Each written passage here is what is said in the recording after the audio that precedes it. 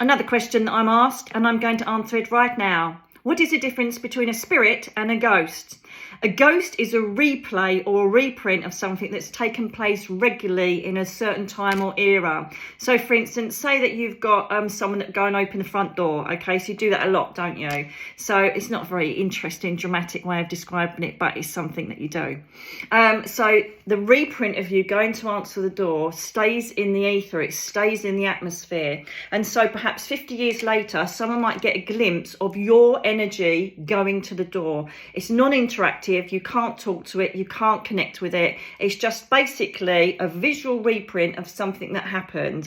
I remember seeing a ghost in a hotel near Wembley when I was watching. Take that. Got totally wet. It totally rained down. It's open air, but hey ho. And I went up to the toilets, and as I was at the top of the stairs, I looked down, and this bride was literally just walking along, and she was as solid as you like, walking along, and then walked through the door to the breakfast room. I ran down those stairs like I've never run in my life. Believe me, that was an effort.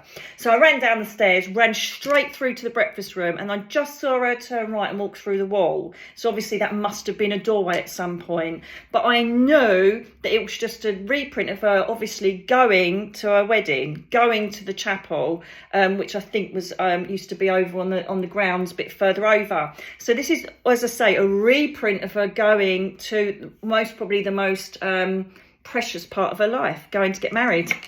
Madness.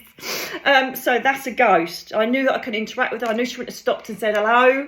Would have been nice, but I knew she wouldn't. So that's a ghost, okay? A spirit is a completely, entirely different thing, okay? A spirit is someone has a consciousness. It is alive with energy and can interact with the surroundings. So when a spirit comes into visitation, or it could be stuck in an area, but that's quite rare. So spirit comes into visitation or comes to connect with me when I do a reading, they are basically listening to my questions. They're listening to what I'm saying. They can blend with energy. They can move things. They can answer my questions. It's basically like sitting with a ball of energy that's got a brain. Okay, and they are alive in the ether, basically totally aware of what's going on, and they can interact.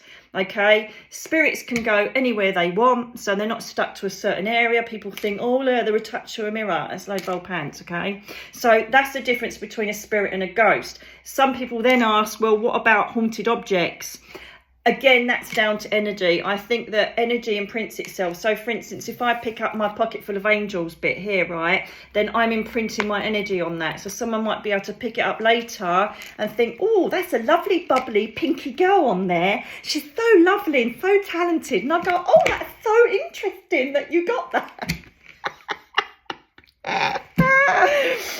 So you're imprinting your energy on it, okay? And I do feel that perhaps if someone, held something before they died or killed themselves or whatever, then the imprint of that energy does stay on it. I don't know about haunted object, but I do feel that the energy of the person that connected with that object remains on it, and it needs to be cleared or needs to be got rid of. So that's really the difference between a spirit and a ghost. I know it's a really simple thing, isn't it? But people get it totally confused and say, oh, have you got any ghosts there that can talk to me? No, I can talk to a spirit though. So now you know the difference. I'll speak to you again very soon. Bye now.